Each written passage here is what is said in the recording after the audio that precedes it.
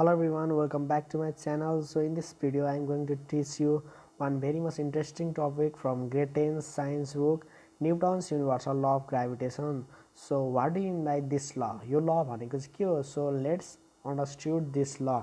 So listen me carefully students. The law which is given by Sir Isaac Newton in 1687 AD is called Newton's universal law of gravitation. यो gravitation ल चाहिँ न्युटनले sir Isaac Newton's भन्ने साइन्टिस्टले चाहिँ हामीलाई 1687 एडीमा चाहिँ दिनुभएको ल हो. So what do you mean by this law, why this law is needed. अब यो ल चाहिँ किन चाहियो त, how does this law come, how does this law discover. So listen me carefully है. Every object that goes up must came down. म फेरि पनि भन्दैछु, every object that goes up must come down. So why this is due to the effect of gravity. हामीले सानै क्लासदेखि पनि पढ्दै आएको कुरो हो. That means every object that goes up must comes down. We have done experimentally in different types of field. हामी क्लासरुममै बस्दा पनि, घरमा बस्दा, फुटबल खेल्दा, क्रिकेट खेल्दा, or doing any other things, we know, we have understood, we have notice that every object that goes up must come down. झरेकै हो. कुनै पनि हामीले पेन्सिललाई माथि फाल्यो भने तल झर्छ. मार्कर, बुकहरू, हाम्रो पेनहरू तल झर्छ. फुटबल खेल्दा, क्रिकेट खेल्दा, every object that goes up must comes down. But have you ever think that the moon is revolving around the earth, the earth is revolving around the sun. So why does earth moon doesn't fall down. किन fall down हुँदैन होला? Have you ever heard that, have you ever notice that. So let discuss about this law. अब यो लकै कारणले गर्दा हामीले यो क्वेसनहरूको answer थाहा पाउँछौँ. So what do mean by universal law. So why does this law came, how does this law came. So Newton's law of gravitation was discover while he watched an apple from a tree. अब जब चाहिँ न्युटनले आफ्नो Apple चाहिँ आफ्नो बगैँचामा बसिरहेकोलाई Apple झरेको कारणले गर्दाखेरि चाहिँ उसले यो ललाई चाहिँ थाहा पायो अरे. So if apple falls down in the earth, then why does moon doesn't fall down? अब मुन चाहिँ किन फल हुँदैन, एप्पल चाहिँ किन फल हुन्छ भन्ने विषयमा चाहिँ हामीले डिस्कस गर्दाखेरि, so the moon is continuously revolving around the earth. हाम्रो अर्थलाई मुनले कन्टिन्युसली रिभल्भ गरिरहेको हुन्छ. That's why it doesn't fall down. But an apple is constantly in a rest position in its height. एउटा हाइटमा, कुनै पनि एउटा हाइटमा रेस्ट पोजिसनमा हुन्छ. While it pluck from its branches, आफ्नो ब्रान्चेसबाट छुटेपछि यो its fall down to the ground. So it is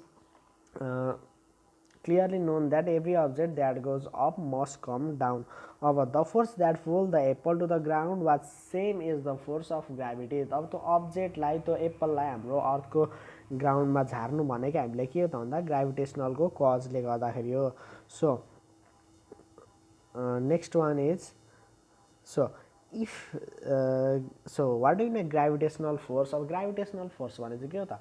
so there are two major things in gravitational force.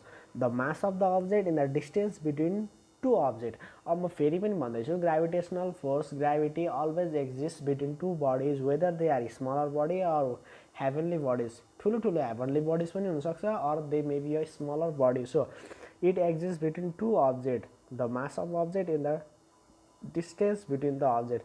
अब दुईवटा अब्जेक्ट छ अरे, त्यसको मास र त्यसको डिस्टेन्स चाहिँ हामीले थाहा पायौँ भने we can find the gravitational force which is called universal law of gravitation. So let us suppose two object having mass m1 and another mass having m2. यहाँ हेरौँ त, one object having mass m1 and another object having mass m2. They are at a distance of what, r metre. तिनीहरू चाहिँ के को कतिको distance छ अरे, they are at a distance of d. So I will so you now. यदि दुईवटा object छ, एउटा m1 छ, एउटा m2 छ, तिनीहरू दुईवटाको बिचको डिस्टेन्स d छ, then the force or the gravitational force, this force is directly proportional to m1 and m2. अब हामीले बुझेकै यो f भनेको चाहिँ ग्राभिटेसनल फोर्स हो. This gravitational force is directly proportional to m1 and m2. And this one is first law, and second law is this gravitational force is inversely proportional to square of the distance between their center or between the masses. अब यो दुईटा masses को चाहिँ बिचमा हाम्रो gravitational force चाहिँ inversely proportional हुन्छ अरे. So do you know proportional and directly proportional and indirectly proportional? Directly proportional भनेको के हो र इन्डाइरेक्टली प्रोपोर्सनल भनेको के हो थाहा छ त हामीलाई? If you don't know then look at here, this sign is called what? Proportional sign. In smaller classes you have deal with this formula, simple formula यहाँ है, pressure equals to force upon area. यो हामीले simple formula हामीले class 8 मा 6 मा 7 मा पनि हामीले सिम्पल फर्मुला हामीलाई थाहा छ कि प्रेसर भनेको फोर्स अपन एरिया हो। यस सर नो, प्रेसर भनेको चाहिँ के अरे? फोर्स अपन एरिया अरे। So that means what? Pressure is directly proportional to force and inversely proportional to area. डिभाइडको साइन भन्दा मुनि कुनै पनि अब्जेक्ट जान्छ भने pressure is directly proportional to what? Force and inversely proportional to area. Likewise अहिलेको हाम्रो टपिकमा हेरौँ त, there is this force is was directly proportional to m1 and m2. force say m1 र m2 सँग directly proportional छ अरे। and another topic, force is directly proportional to inversely proportional to square of the distance between center. so combining these two equation, first equation के भयो भन्दा force is directly proportional to m1 m2, second is force is inversely proportional to m1 and m2. so combining these two equations we came to one equation यहाँ हेरौँ त, f is directly proportional to m1 m2, f is inversely proportional to 1 by d square. so combining these two equations we get f equals to g m1 m2 by d square. so what do you mean by this g? यो g भनेको चाहिँ के होला त? so this g is called universal gravitational constant. अघिदेखि हामीले कुरो गर्दै गरेको gravity, gravitational force, gravitational constant, that means this g, यो g हो। so the value of this g is 6.67 into 10 to the power minus 11 newton per metre square, newton metre square per kg square. अब यसलाई चाहिँ हामीले this law is call universal ल अरे। हामीले यो ललाई चाहिँ युनिभर्सल ल भन्छौँ। हामीले पढ्दैखेरि पनि universal gravitational constant or universal law of gravitational.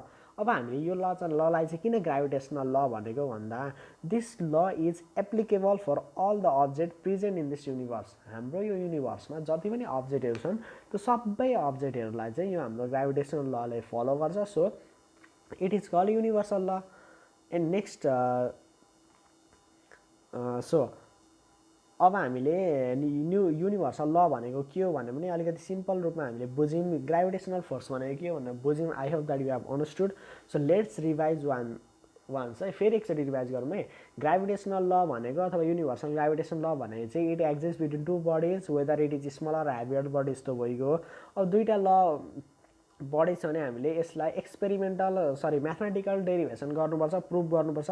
कसरी प्रुभ गर्ने? अब सिम्पल तरिकाले प्रुभ गर्नलाई लेट अस सपोज दुईवटा अब्जेक्ट बनाउने, ह्याभिङ मास m1 m2 लेखिदिने, अनि त्यहाँबाट माथि हेडिङमा के लेख्ने भन्दा लेट अस कन्सिडर भनेर सिम्पल रूपमा हामीले कन्सिडर गर्दै जान सक्छौँ। That means let us consider two object having mass m1 and m2 and the distance between this m1 and m2 is d भनेर लेखिदिने। आर यु गेटिङ नि? दुईवटा अब्जेक्ट छ m1 र m2 एन्ड तिनीहरूको दुईवटाको बिचको डिस्टेन्स d छ भनेर लेखिदिने। So now the gravitational force F is directly proportional to m1 and m2 भनेर फर्स्ट इक्वेसनमा लेखिदिने। In second equation you can write the gravitational force is inversely proportional to square of the distance भनेर second expression लेखिदिने। After this यो दुईवटा लेखिसकेपछि you can write combining equation 1 and equation 2। Equation 1 र equation 2 लाई combine गर्ने and then you will get f is directly proportional to m1 m2 upon d square. so while removing proportional sign we can add one constant, that is g. so f equals to g m1 m2 by d square. so in this way you can derive universal gravitational constant. यसरी चाहिँ हामीले universal gravitational कन्स्टेन्टलाई चाहिँ हामीले derive गर्न सक्छौँ mathematically. So I hope that you have understood this. If you like this video then you can like, share, subscribe my channel. so thank you for watching my video.